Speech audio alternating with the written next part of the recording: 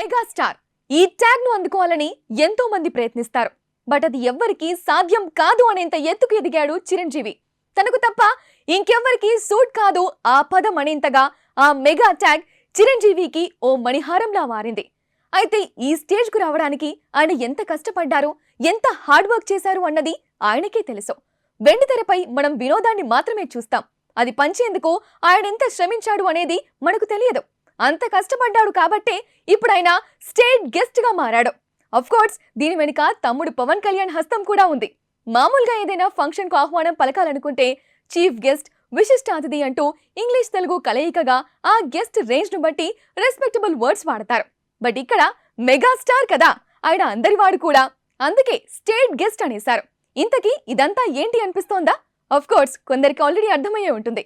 Yes, Andhra Pradesh ముఖ్యమంత్రిగా ప్రమాణ స్వీకారం చేయబోతున్న చంద్రబాబు ప్రోగ్రామ్ కు చిరంజీవిని ఇలానే పిలిచారు. స్టేట్ గెస్ట్ అనే మాట నిజంగా ఇప్పటి వరకు ఎవ్వరికీ వాడలేదు. ఆ అరుదైన గౌరవం కూడా మెగాస్టార్ కే దక్కింది. ఒకప్పుడు చిరంజీవి హీరోగా స్టేట్ రౌడీ అనే సినిమా వచ్చింది. అప్పటి వరకు సినిమాల్లో పేట రౌడీలు, కొత్తపేట రౌడీలు, కిరాయి రౌడీలు, బజార్ రౌడీలు మాత్రమే కనిపించారు. ఆ అందరినీ తలదన్నేలా ఏకంగా స్టేట్ రౌడీ అనేయడంతో ఆ టైటిల్ పూర్తిగా మెగా పరమైంది.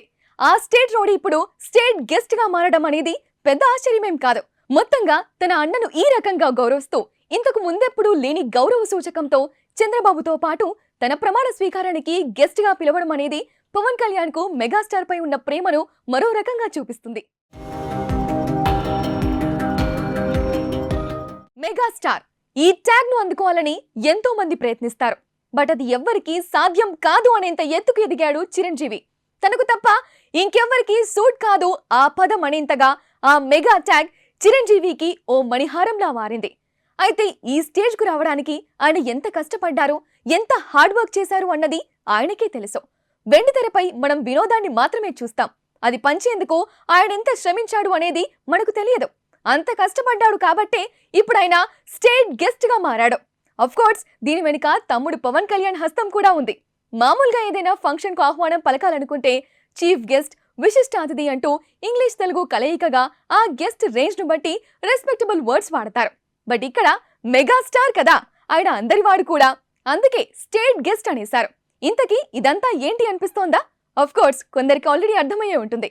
ఎస్, ఆంధ్రప్రదేశ్ ముఖ్యమంత్రిగా ప్రమాణ స్వీకారం చేయబోతున్న చంద్రబాబు ప్రోగ్రామ్ కు చిరంజీవిని ఇలానే పిలిచారు. స్టేట్ గెస్ట్ అనే మాట నిజంగా ఇప్పటి వరకు ఎవ్వరికీ వాడలేదు. ఆ అరుదైన గౌరవం కూడా మెగాస్టార్ కే దక్కింది. ఒకప్పుడు చిరంజీవి హీరోగా స్టేట్ రౌడీ అనే సినిమా వచ్చింది. అప్పటి వరకు సినిమాల్లో పేట రౌడీలు, కొత్తపేట రౌడీలు, కిరాయి రౌడీలు, బజార్ రౌడీలు మాత్రమే కనిపించారు. ఆ అందరినీ తలదన్నేలా ఏకంగా స్టేట్ రౌడీ అనేయడంతో ఆ టైటిల్ పూర్తిగా మెగా పరమైంది. ఆ స్టేట్ రౌడీ ఇప్పుడు స్టేట్ గెస్ట్ గా మారడం అనేది పెద్ద ఆశ్చర్యమేం కాదు.